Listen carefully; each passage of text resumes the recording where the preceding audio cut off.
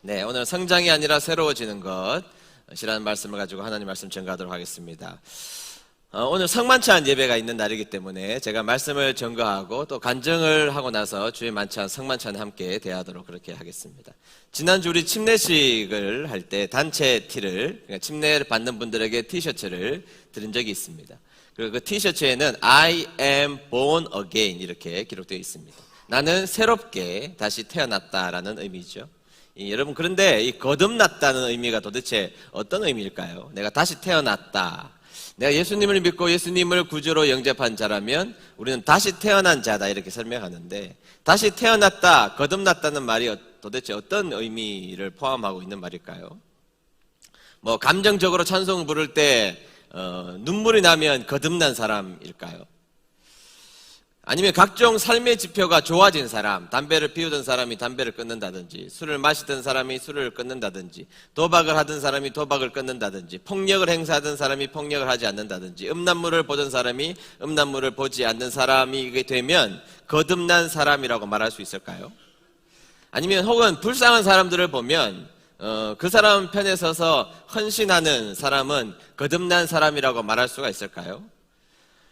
네, 이 모든 일들은 매우 좋은 일이기는 하지만, 그러나 그것은 거듭난 사람에게 나타나는 모습일 수는 있어도 거듭남 자체를 말하는 것은 아니라는 것이죠.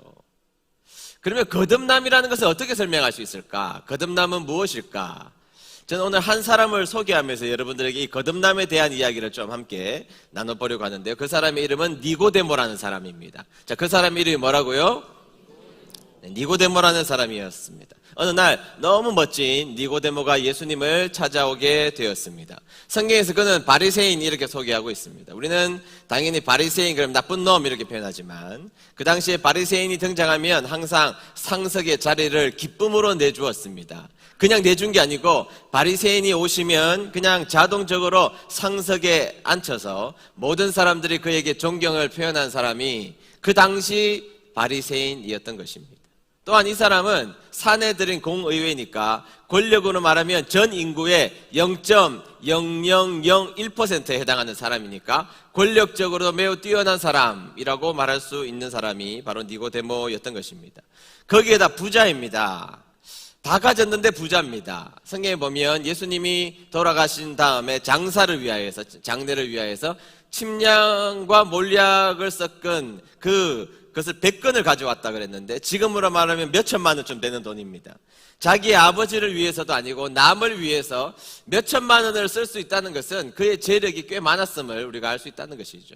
곳간에서 인심나게 마련인 법이니까 이 사람에게는 재력적으로도 꽤 많은 여유가 있었던 사람이 바로 니고데모였던 것입니다. 자, 여기까지 좋은데 거기에다가 더 나아가서 이 사람은 겸손한 사람입니다. 보통 이 정도 가지고 있으면 어깨를 쫙 펴고 거만을 떨 수 있는 위치에 있는 사람인데, 성품이 겸손하기까지 한 사람이 니고데모였던 것이죠. 예수님에게 와서 뭐라 그럽니까? 랍비여, 선생님이여 이렇게 말하는데, 예수님은 랍비 학교를 나온 적이 없습니다. 그 당시에 예수님은 노동자 계급 중에서도 최하층에 해당하는 존재가 예수님이신데, 니고데모, 최상류층에 있었던 니고데모가 예수님에게 와서 공손하게 랍비여 이렇게 표현하는 것으로 보아서는 이 사람의 마음은 굉장히 넓은 사람, 호방한 사람, 그 사람이 바로 니고데모였다 이렇게 말할 수가 있죠. 포용력이 있고 열린 마음을 가지고 있었던 사람이 니고데모였던 것입니다. 이 사람이 예수님께 왔습니다. 자, 이쯤 되는 사람, 모든 사람이 다 아는 사람이죠. 그러니까 니고데모는 이 사람이 예수님 앞에 올 때 아마 많은 사람들은 예수님 옆구리를 쿡쿡 찔렀을 것입니다. 그리고 정보를 주었을 것입니다. 예수님, 드디어 예수님께 거물이 오셨습니다. 예수님께 거물이 한 분 오셨으니까 예수님 좀 친절하게 잘해서 저 사람에게 좀 덕을 보는 것이 필요하지 않겠습니까? 그렇게 정보를 줬을 것입니다. 예수님이 니고데모가 올 때 좀 친절하게 대하셔도 될 것 같은데, 당황스럽게도 좀 눈치 없게 느껴지시는 예수님이 다짜고짜 이 니고데모 자신에게 찾아와서 랍비여 이렇게 말했던 니고데모에게 이렇게 다짜고짜 말씀하시기 시작합니다. 3절 말씀을 다 같이 한번 읽어볼까요? 3절 말씀입니다. 다 같이 읽습니다. 시작. 예수님께서 대답하셨습니다. 내가 너에게 진리를 말한다. 누구든지 다시 태어나지 않으면 하나님의 나라를 볼 수 없다. 아멘. 자, 니고데모가 와서 어떻게 하면 하나님 나라에 들어갈 수 있습니까? 랍비시여, 어떻게 하면 하나님 나라에 들어갈 수 있습니까? 이렇게 물어보았는데 니고데모가 정말 기분 나빴을 것 같아요. 제가 니고데모라면 뭐라 그러는가 하면 너의 지금 그 꼬라지로는 못 들어가, 그 얘기거든요. 너의 모습 가운데 무엇인가 고쳐도 안 돼, 그 이야기거든요. 네 모습 그대로 들어갈 수도 없고 네가 고쳐도 되는 것이 아니라 네가 다시 태어나야지만 하나님 나라에 들어갈 수 있어. 이게 예수님이 니고데모에게 하신 말씀이라는 것이죠. 화딱지가 났을 법한데 니고데모는 꽤 괜찮은 사람이었던 것은 분명합니다. 기분이 좀 언짢긴 했고 이해가 안 되었을지도 모르는 그 예수님의 이야기에 대해서 이렇게 예수님께 되묻습니다. 4절 말씀을 제가 읽겠습니다. 4절 말씀을 보겠습니다. 니고데모가 예수님께 물었습니다. 사람이 이미 나이가 많아 어른이 되었는데 어떻게 다시 태어날 수 있겠습니까? 어머니의 태 안에 다시 들어가 2번씩이나 태어날 수 있겠습니까? 자, 이렇게 예수님에게 반문하기 시작했습니다.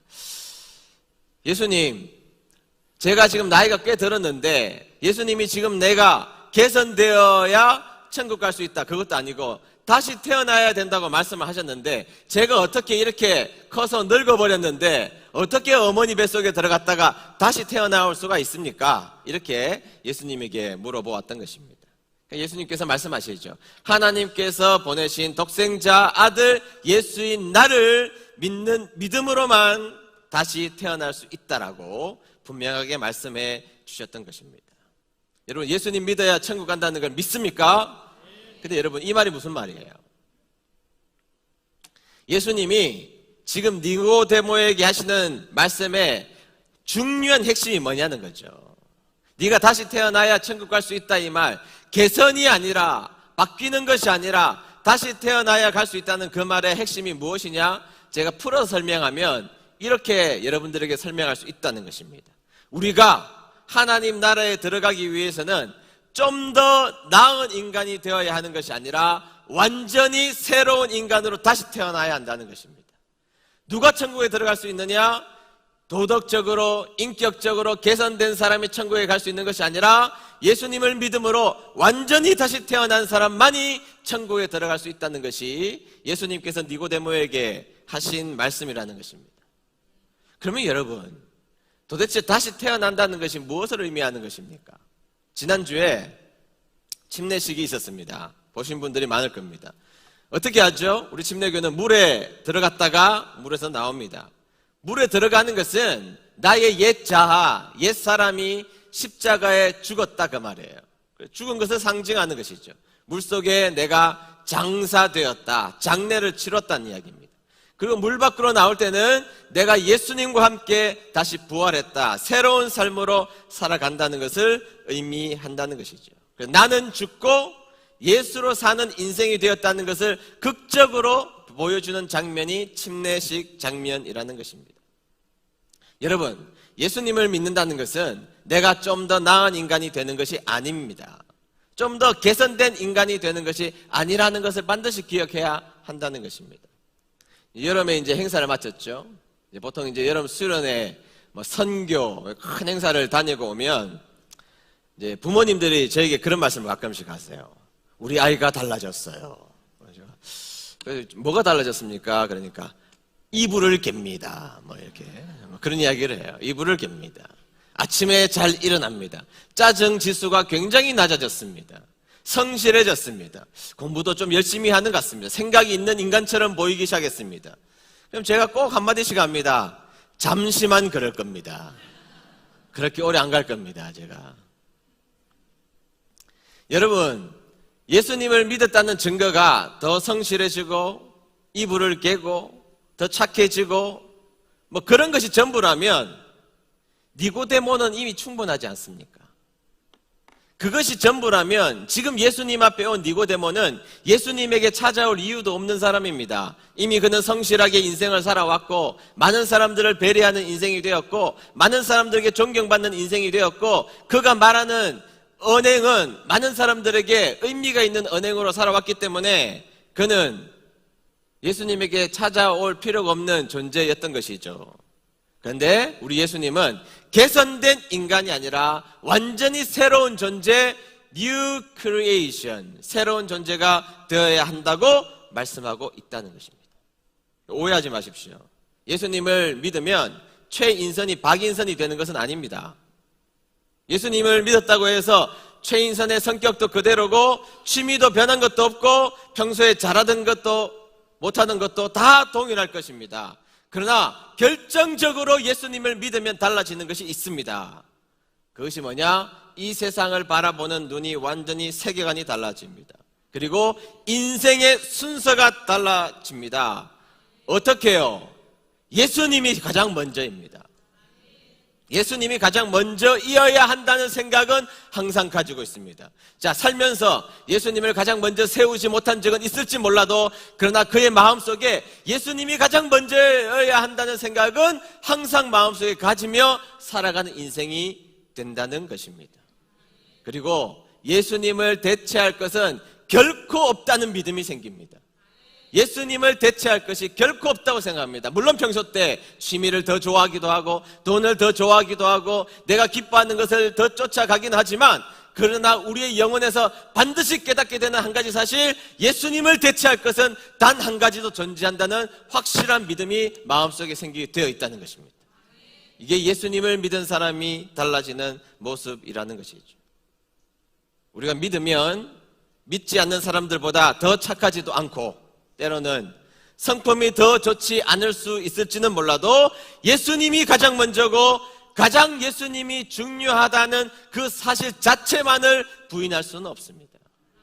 그렇게 살지 못할 수는 있어도 그 사실 자체를 부인하지는 못합니다.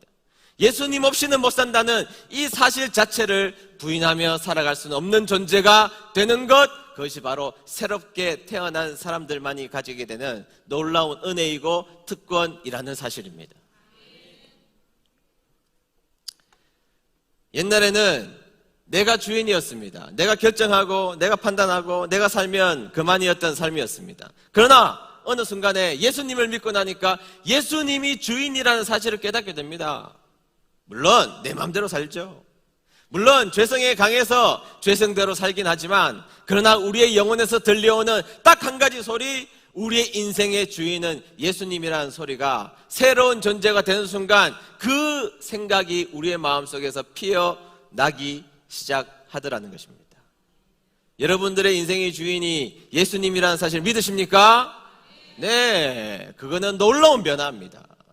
그거는 내가 개선된 것이 아니라 내 존재 자체가 성두리째 바뀐, 증명할 수 있는 것이 예수님을 대체할 수 있는 그 어떤 것도 이 세상에 없다는 이 분명한 믿음이 어느 날 내 속에 들어와 나를 압도하기 시작했다라는 사실인 것이죠. 이상한 일이 발생하게 된 것입니다. 그리고 온통 이상하게 예수님의 이야기로 가득 차게 되고 예수님 믿는 사람들이 내 주위에 점점 많아지게 되고 예수님 때문에 나를 책망하기도 하고 예수님 때문에 나에게 칭찬을 하기도 하는 삶으로 바뀌는 것, 새로운 피조물입니다. 주의 만찬, 성만찬 주간은 제가 간증을 좀 하는 편이라 제 이야기를 좀 여러분들에게 하려고 합니다.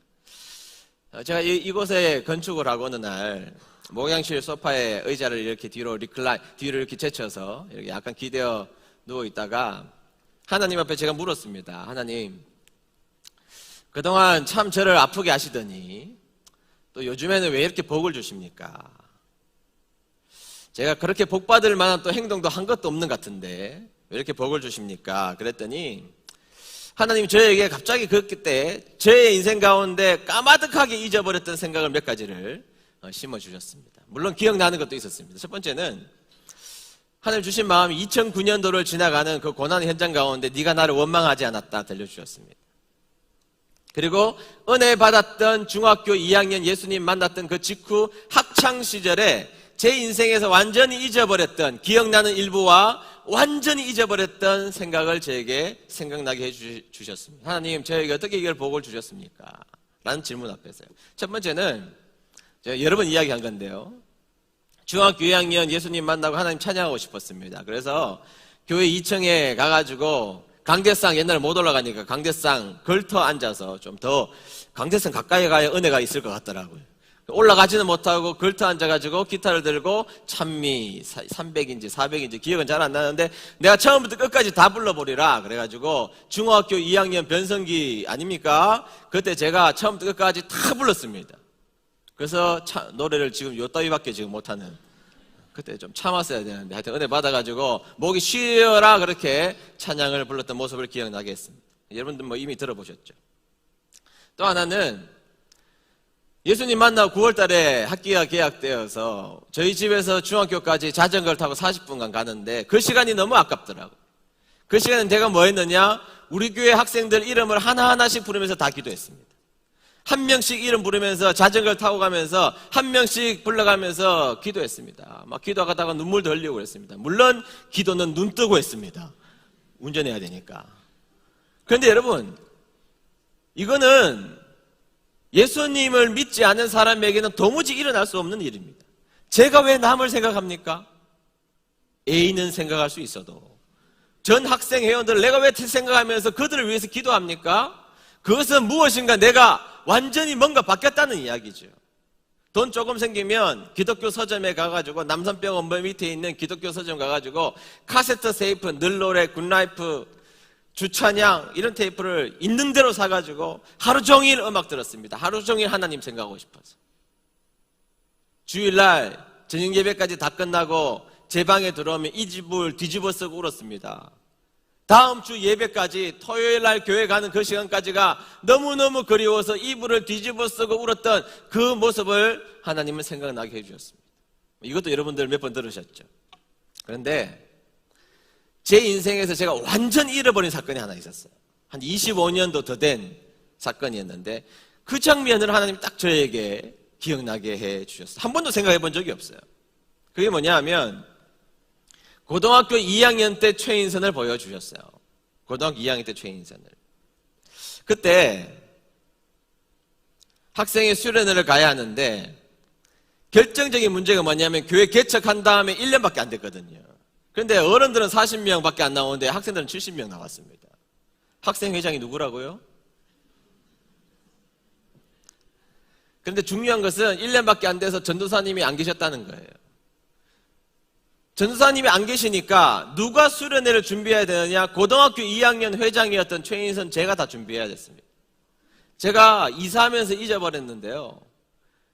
3월 달부터 고등학교 2학년 3월 달부터 노트를 하나 사서 큰 노트를 거기다가 깨알같이 수련회 준비를 제가 하기 시작했습니다. 여러분, 실력이 없고 능력이 없으면 계획으로 이길 수 있습니다. 아멘을 왜 안 하세요? 그 당시에 고등학교 2학년이 무슨 실력이 있습니까? 능력이 있습니까? 준비하는 겁니다. 했다 지우고 했다 지우고 했다 지우고 했다 지우고. 그런데 그렇게 준비는 열심히 하겠는데 뭐가 문제냐? 돈이 없으니까 돈을 구해야만 했습니다. 그래서 어떻게 했느냐? 교회 집사님 집에 학생회장이 신방을 가기 시작했습니다. 신방을 갔는데 어떻게 같이 갔느냐?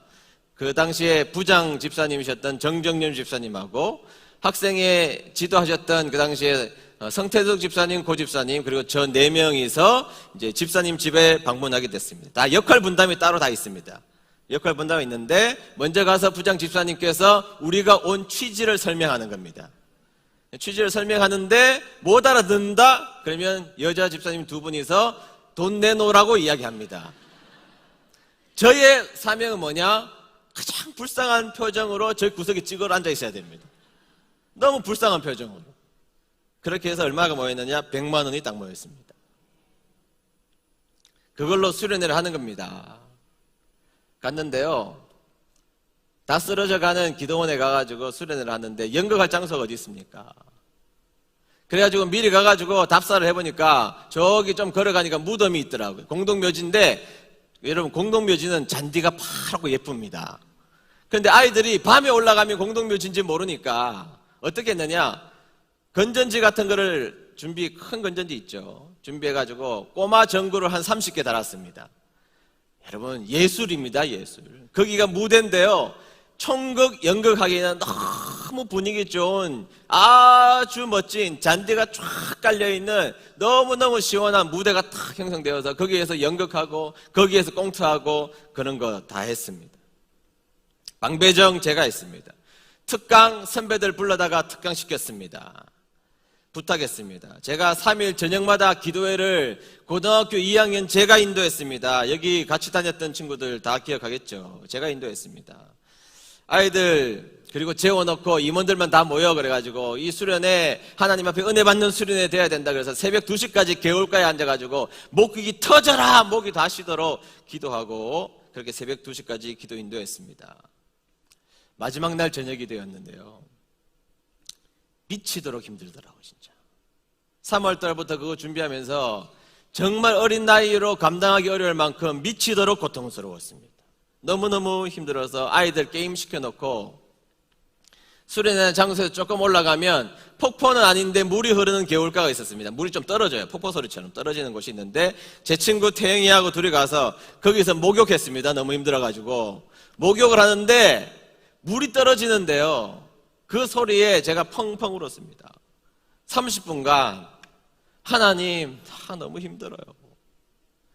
제 친구는 듣지 못했겠죠. 물소리에 묻혀서 저희 울음소리를 못 들었겠지만 거기에 퍼질고 앉아가지고 30분간 제가 하나님 앞에 펑펑 울었습니다. 하나님 나 정말 힘들어요. 하나님 나 너무너무 힘들어요. 그 모습을 딱 보여주셨어요. 그리고 그런 너를 내가 기억한다 그러시더라고요. 모경실 소파에 앉아있는데 눈물이 줄줄줄줄 흐르더라고요. 그때 어떤 집사님 들어왔어요. 누군지 말 안 하겠습니다.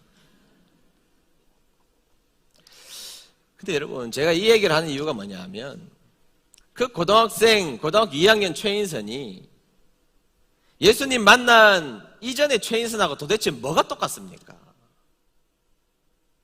예수님을 만난 최인선의 삶이 예수님 만나기 전에 최인선의 삶과는 너무너무 다른 인생을 살고 있잖아요. 뭐 하려고 미쳤다고 그런 죽은 고생을 하며 그렇게 울면서 남에게 가가지고 싫은 소리 해가면서 싫은 소리도 아니죠. 격려를 부탁하면서 수련회를 준비하고 왜 그런 생고생을 전도사님도 안 하는 전도사님도 없는 교회에서 그런 일을 감당합니까? 여러분 과거의 최인선과 예수님을 만난 최인선이 똑같습니까? 아니요. 전혀 다른 존재가 된 것입니다.